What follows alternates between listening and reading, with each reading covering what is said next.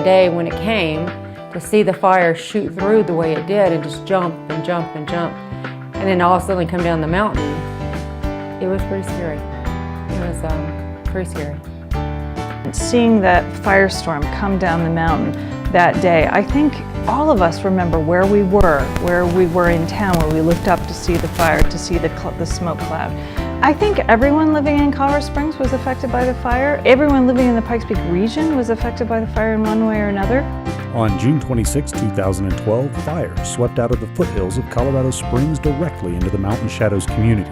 The ensuing week-long fight resulted in the evacuation of over 30,000 people, the destruction of 346 homes, and 2 deaths.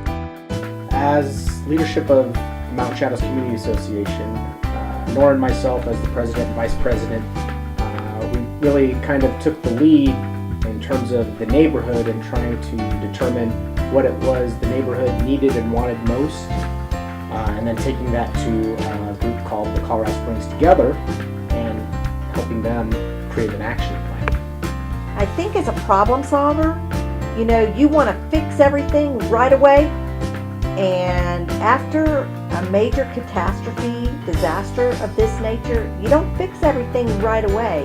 You do everything in stages, and it was very hard to hold back. The Colorado Springs Pioneers Museum staff began collecting artifacts from the Waldo Canyon fire the day after the fire swept through the Mountain Shadows community.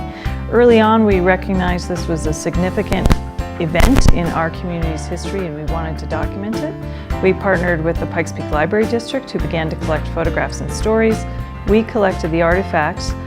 After a few weeks, we realized that we needed to tell this story in a bigger way, and so we began focusing on and planning on an exhibit that would open the next year.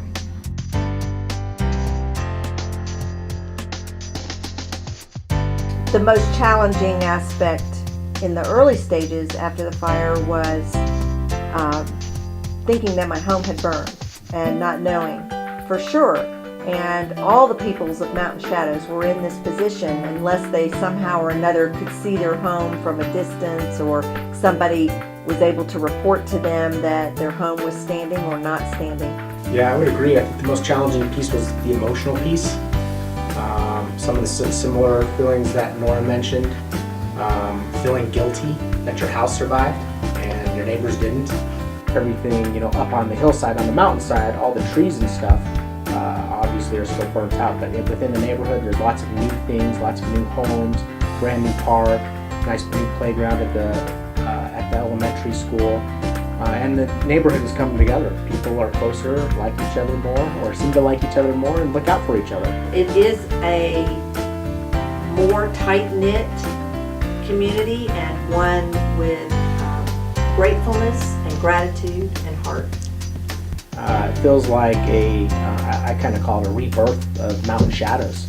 It's just been, you know, you drive through the neighborhood and through the immediate part of the neighborhood, there's really very little, I honestly, I don't see but a few things that are from the fire. In a way, these experiences provide us an opportunity to recognize universal qualities, what it is to be a member of this community, how we all share common elements of our lives.